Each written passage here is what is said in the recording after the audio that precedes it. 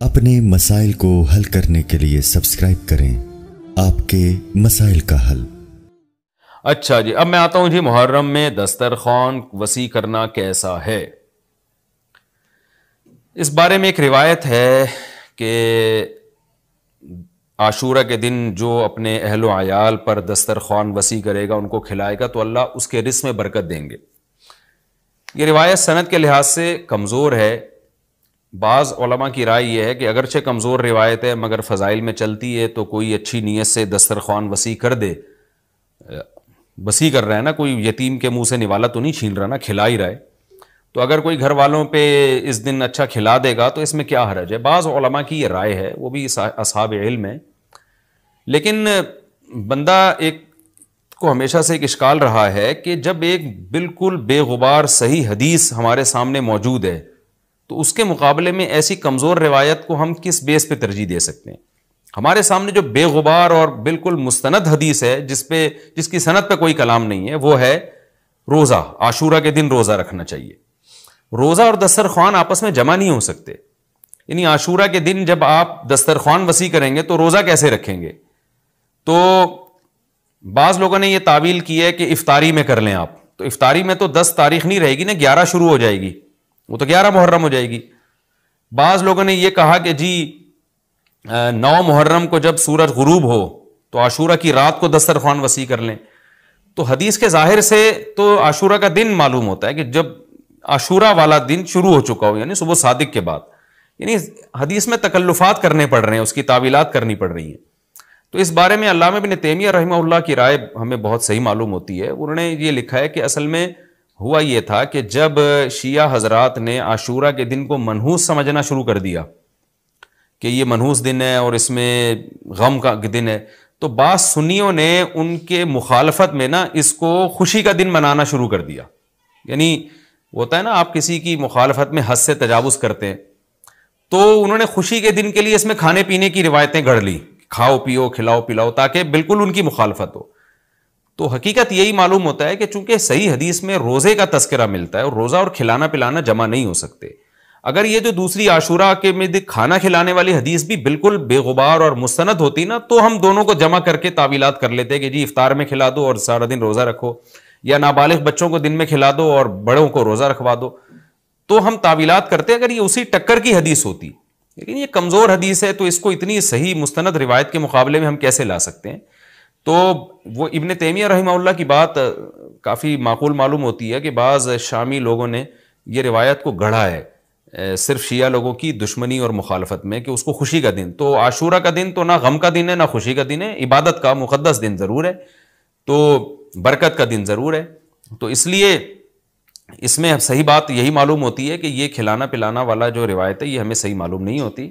روزہ رکھیں، اور افطاری میں تو ویسے ہی دسترخوان وسیع کرنا چاہیے، افطاری میں سموسے پکوڑے جلیبیاں بچوں کو کھلائیں تاکہ ان کو روزہ رکھنے کی اور زیادہ حوصلہ افزائی ہو۔ تو اس لیے ہماری رائے اس میں یہی ہے کہ عاشورہ کے دن بس روزہ ہی کی فضیلت ہے، دسترخوان والی بات ہمیں ٹھیک معلوم نہیں ہوتی، کیونکہ اس کے مقابلے میں جو ہے نا دسترخوان والی حدیث کے مقابلے میں زیادہ صحیح حدیث ہے جو روزہ تو کھانا پینے سے اجتناب کا نام ہے، اور افطاری میں تو ویسے ہی آدمی کھا لیتا ہے، وہ اس کے لیے پھر ضرورت نہیں ہے الگ سے ہمیں کسی روایت کی۔ اچھا بھائی، اور بھی محرم کے حوالے سے لوگ سوال پوچھتے ہیں، کالے کپڑے بھی ہو گئے، اور کیا رہ گیا بھائی؟ حلیم رہ گیا۔ حلیم محرم میں حلیم بھی بناتے ہیں لوگ، تو بے اصل چیز ہے، بدعت ہے، کوئی ثواب سمجھ کے کریں گے بدعت ہے۔ بعض لوگ کہتے ہیں ہم ثواب سمجھ کے نہیں کر رہے، ویسے ہی سب بنا رہے ہیں تو ہم بھی بنا رہے ہیں، تو بدعت کی تائید تو ہو رہی ہے نا۔ آپ پورا سال پڑا ہے حلیم کھانے کے لیے، آپ کو کیا مصیبت ہے کہ آپ محرم ہی میں دیگ پکائیں؟ پورے سال کیوں نہیں پکا رہے تھے آپ؟ تو جب ایک رسم معاشرے میں غلط رسم پھیل جاتی ہے تو اس کا بائیکاٹ کرنا چاہیے، تو آپ نہ بنائیں، کسی اور مہینے میں بنا لیں آپ۔ تو پوری رات دیگیں چل رہی ہوتی ہیں، مذہب کے نام پہ تو یہ کام نہ کیا جائے نا۔ اور جو لوگ کہتے ہیں ہم مذہب کے نام پہ نہیں کر رہے، ہم تو ویسے انٹرٹینمنٹ کر رہے ہیں، تو یار کسی اور دن کر لو بھائی، تم پورا سال پڑا ہوا ہے نا، ہم نے کب کہا ہے کہ آپ دیگیں نہ پکائیں؟ آپ پکائیں، پوری رات گھوٹے لگائیں اس میں، کسی اور دن کر لیں آپ۔ تو اس لیے اسلام کو بچائیں خرافات سے، اسلام کو ہمارے ذمے ہے کہ ہم اسلام کو اسلام وہی ہے جو نبی لے کر آئے، الیوم اکملت لکم دینکم واتممت علیکم نعمتی ورضیت لکم الاسلام دینا۔ اللہ کہتے ہیں آج کے دن میں نے دین مکمل کر دیا۔ جب یہ آیتیں نبی پہ نازل ہو گئیں تو اس میں حلیم نہیں تھا، محرم کا حلیم، تو دین مکمل ہو چکا، اس کو رہنے دیں آپ. اور پھر وہی ہے کہ جب آپ روزہ رکھیں گے تو حلیم کھائیں گے کس وقت؟ رات کو آپ کھائیں گے تو رات کو تو ویسے ہی کم کھانا چاہیے. سونے کے لیے اللہ نے رات بنائی ہے، کھانے پینے کے لیے تھوڑی بنائی ہے رات. دن میں آپ نے روزہ رکھنا ہے، تو وہ یہ روزے سے بھی میچ نہیں کر رہا ہے یہ جو حلیم ہے نا. اس لیے اس سے اجتناب کریں، ایوائڈ کریں. جو گلی کے لوڑے لپاڑے بنا رہے ہوتے ہیں ان کو محبت سے سمجھا دیں، یار اگلے دن بنا لو، باز آ جائے ٹھیک ہے، نہیں تو پھر نکل لیں آپ پتلی گلی سے، الجھے نہیں لوگوں سے. پہلے تو میں یہ عرض کروں محرم کی اسلام میں فضیلت کیا ہے اور کیوں ہے یہ فضیلت. رسول اللہ صلی اللہ علیہ وسلم نے فرمایا کہ محرم کو آپ صلی اللہ علیہ وسلم نے شہر اللہ قرار دیا ہے. صحیح حدیث ہے کہ آپ صلی اللہ علیہ وسلم نے فرمایا، صحیح مسلم کی حدیث ہے کہ رمضان کے روزوں کے بعد سب سے زیادہ جو روزے افضل ہیں وہ شہر اللہ المحرم، اللہ کے مہینے محرم کے ہیں، یعنی اللہ کی طرف اس محرم کی نسبت کی جا رہی ہے. تو یہ ایک بڑی فضیلت کی چیز ہے. اور قرآن میں جن 4 مہینوں کو محترم قرار دیا ہے، عرب ان مہینوں میں جنگ و جدال کو حرام سمجھا کرتے تھے کہ یار یہ ناجائز ہے، اس میں جنگ نہیں کرنی چاہیے، ان مہینوں کا احترام لازم ہے. ان میں 4 مہینوں میں محرم بھی ہے. محرم، رجب، ذی الحجہ، ذی قعدہ، ذی الحجہ، یہ 4 مہینے ہیں جو محترم ہے. لیکن اس میں پھر رجب بھی داخل ہے اور ذی قعدہ بھی اور ذی الحجہ بھی، تو یہ بھی ہے. اور 10 محرم کے روزے کی بڑی فضیلت ہے. آپ صلی اللہ علیہ وسلم نے فرمایا 1 سال کے گناہوں کی معافی کا ذریعہ بنتا ہے.